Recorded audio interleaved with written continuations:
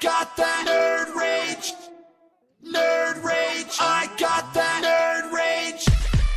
Nerd rage. Nerd rage.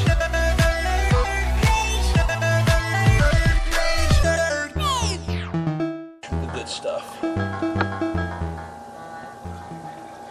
Hello, Nerd Herders! We are back. Friday. We've got scotch. Yes, we do. This should be a very interesting show. We got good scotch. Now, before we start this up, let's the Nerd Herders a little clinky. Clink, clink. Clink. Salute. Salute. Nastroy. Mazel tov, and whatever else there is. Fuck your Hey. mother. I assume there are no ratings on language here. No, there isn't. I mean, the fact that we haven't been booted off already is astounding. And Works everything for like me. that. And so, anyway, welcome back. Episode 90. Episode Yeah. 90. Nerd Herders Recommendations. This is the recommendation episode. Why don't you give them a little bit insight on that? Oh, before we're so rude. This is what I'm waiting for. As always, I am Davian Dragon, joined by my partner in crime and hijinks, Foxy. Woo! as well as... Nightwing CT, Chris Nightwing, whatever you want to call me. I got a lot of nicknames. You do. Yes. And joining us live, our resident book expert, Joyzy Dani, Joysey. You ain't got no alibi. and we have a special guest in the house, a longtime friend of ours that we met through the wrestling business and everything like that, Mr. Robert Pace of Stiff Shots. Robert, why don't you tell me a little bit about yourself? Hello, I'm Stiff Shots Photography. I have been a photographer for, coming on 15 years now. Started out with wrestling. That's where I met these fine folk. Branched off into fashion, pinup, some X-rated stuff, if you will. That's strong, huh? Event photography, product photography. And they invited us here to nerd out and have some fun and talk about some obsessions, one of which I'm wearing right now. There We'll we get go. into that later. Yeah, Yes, you exactly. will. Well, as usual, if you're joining us for the first time and you know the spiel, the first hour, we do the nerd news. And obviously we're going to be doing pretty much the SDCC follow-up and everything like that, because a lot of that is very heavy. And after that, it'll be the nerd recommendations. Why don't you tell me a little bit about that? Yes. We try to do our monthly book pick of the week with Danielle, and we try to do our monthly B movie pick of the month with Spike. And, occasionally we'll sit here and we'll talk about things that we do love, but it's occurred to us that we've never actually done a recommendation show, so to speak, where we actually will tell you, hey, you know what?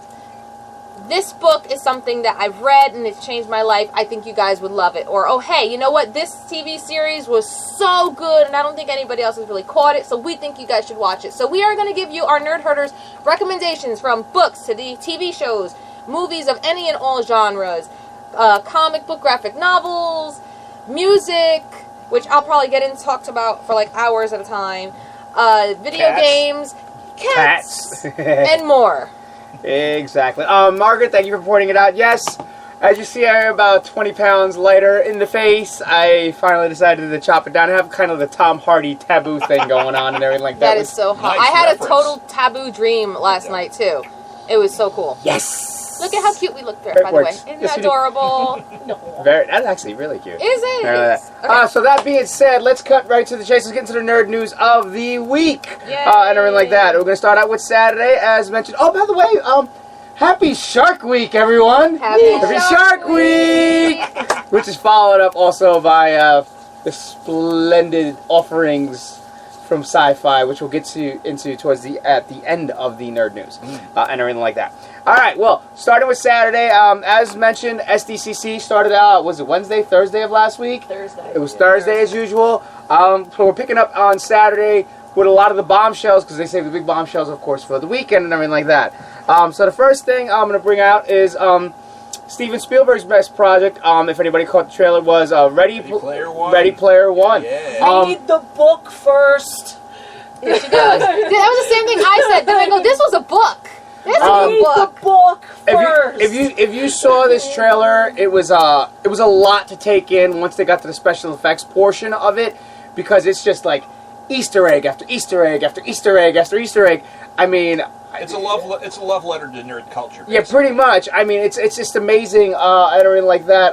If you haven't seen the trailer, I highly recommend it. You see the car from Back to the Future. You will see Freddy Krueger. You see the Iron Giant. You see the Iron Giant, and Lord knows what else that you see. As if I'm correct, the red motorcycle was from Akira, I believe, because that's what exactly That what sounds about right. it looked like. It was from Akira, and everything like that. I highly recommend checking out that trailer if you have not seen that yet. And the book's author is Ernest Cline. Ready Player One by Ernest Cline. See, it's so different. We actually have her here, and she doesn't have to. We don't need to freaking go over the messages to get her to refer things. DC dropped a huge bombshell without even footage. As we know, there was a Flash movie on the horizon and everything like that. They finally announced the title. Flashpoint is the title for Flash, which is, of course, Flashpoint is one of the biggest storylines in the DC universe and everything like that. So right away, people started going, could it be? Because if you've read Flashpoint and everything like that, there is Thomas Wayne is actually in the mantle of the Bat, because Bruce, no spoiler alert, Bruce dies, and Thomas takes on the mantle of the Cowl, and there's a lot more grittier. He uses guns, and he's a lot more violent, and he's also a drunk and an alcoholic. Salute. Sounds like a perfect role for Jeffrey Dean. Well, apparently, Jeffrey Dean Morgan, who already played the father in Batman vs. Superman, has already been teasing people left and right about the cast who are playing it. And he's, of course, who all the nerds want. All the teasing aside, I'm pretty damn sure if they used him in Batman vs. Superman, because he was already nerd choice before playing Thomas Wayne in Batman vs. Superman. So obviously he was, and since this is a whole universe thing, we could pretty much surmise Jeffrey D. Morgan is gonna be the Bat. Plus he's like the baddest motherfucker in the universe. Yes. Yes, seriously. And also, obviously, who played Martha Wayne is also Maggie, correct? who's also from The Walking Dead as well, and slated to play the Joker. Read Flashpoint, that'll make sense. Okay. And everything like that. If you read Flashpoint, that'll definitely make sense. This news was so huge that you had to call, when I called you in Salem, that was the She first... She FaceTimed me. I FaceTimed him, yes. Because I had to see her reaction. He's like, did you see any SDCC? No, I haven't seen anything yet. I just got back. What's up? And he drops that on me, and oh my god, my face. It was great. I should have snapped a shot of it. I should have snapped a shot of it because we were on FaceTime. On Saturday, at that moment, the crowning champion of trailers had come out up until Sunday's leaked footage, which we'll get into a little bit. But the crowning official trailer champion for the weekend on Saturday, Thor Ragnarok. Holy shit! Yes. Thor Ragnarok looks like it's going to be the best one out of the three so far. They're putting a little bit of a lighter approach to it. More rock. Marvel's really starting to find that flow. They're giving it the Guardians of the Galaxy treatment. That's the thing. Guardians of the Galaxy really changed the Marvel flow of things, and they really have their own style and everything like that. And the music is just as important as the movie because it all coincides and helps tell the story. Well, they've honestly had a lighter kind of touch all the way back to the first Iron Man. More tongue-in-cheek, a little sunnier, a little more, a few more winks at the audience, and that's kind of modulated throughout the entire and I'm sure, Marvel universe. I'm sure as a music lover like you can definitely appreciate how their music is so incorporated and almost as important to the movie. Every friend of mine who's a fan of the MCU, when the first teaser for Ragnarok came out and they used Immigrant's song, we screamed. Right? Yes, that is one of the best songs they've quite literally made soundtracks relevant again. Because everything just makes so much sense with everything that's going on. The soundtrack itself tells its own story, and that hasn't happened in such a long time. And it's funny because, in correlation to that, obviously the Justice League trailer came out too, and it was like, okay, that was cool. But what really got me about it was there was a funny meme today because you've seen the Thor Ragnarok trailer. And it's we battled. So of course they put Marvel over the face of Mark Ruffalo and DC over the face of Thor.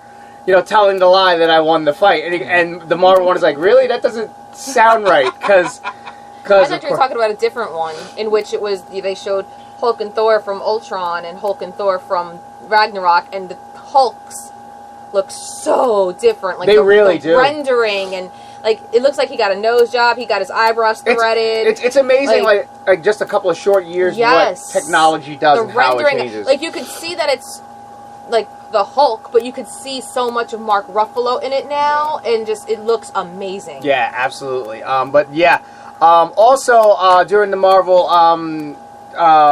Auditorium H presentation, they showed just a concept photo or artistic photo for Captain Marvel coming out.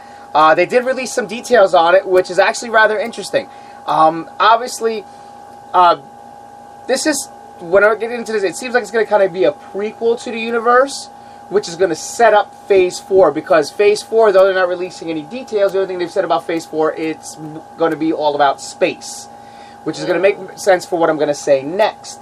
Captain Marvel shows, of course, its lead actress in the costume and everything like that. They have revealed the time period is actually the 90s, so break out those sundresses and combat boots. Nice. And everything like that.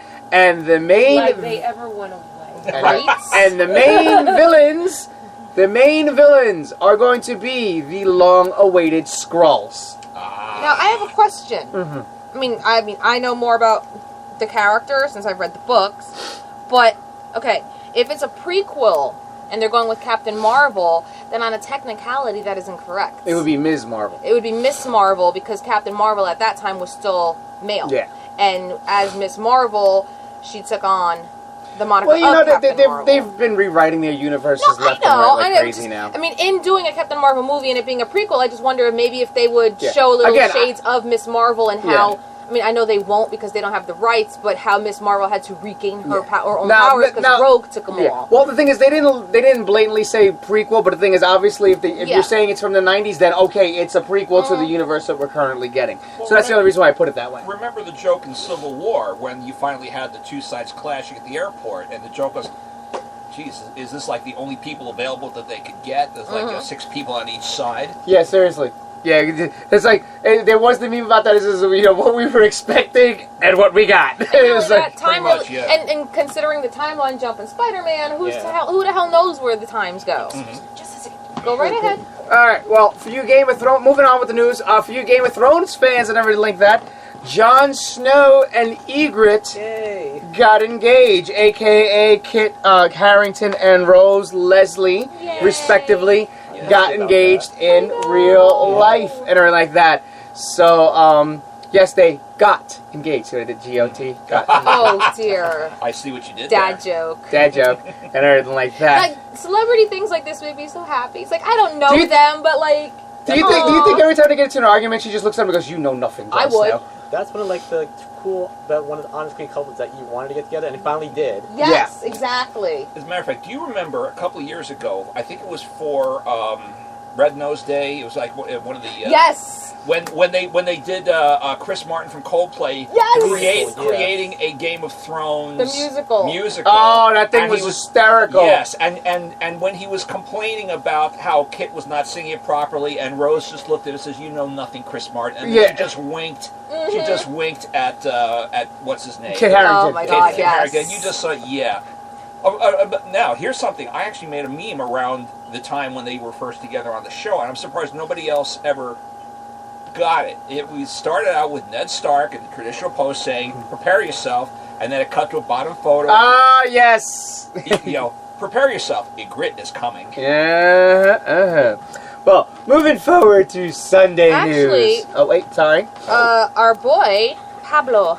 Hey, Pablo's watching. What up, Whip? Howdy, Bob. Question, and this is something that is quite interesting.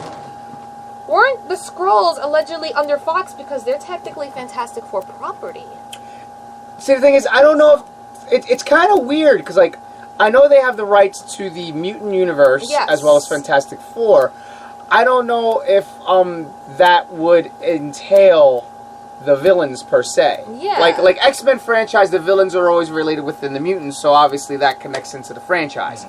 But would it matter? They have two different Quicksilvers. This is Yes, true. so kind of might fall That- into yeah. that fine line of, well, it's Right. You can't have everything. Yeah. You had the 2 Quicksilvers. You had the guest appearance by Spidey. Right. Well, that's because Sony now is Right. playing ball. Yeah. And not only that, maybe as a like subsidiary villain, they're acceptable. Whereas if like the MCU wanted to do Secret Invasion, then we'd be screwed. Yeah, Because exactly. that would not happen. Exactly.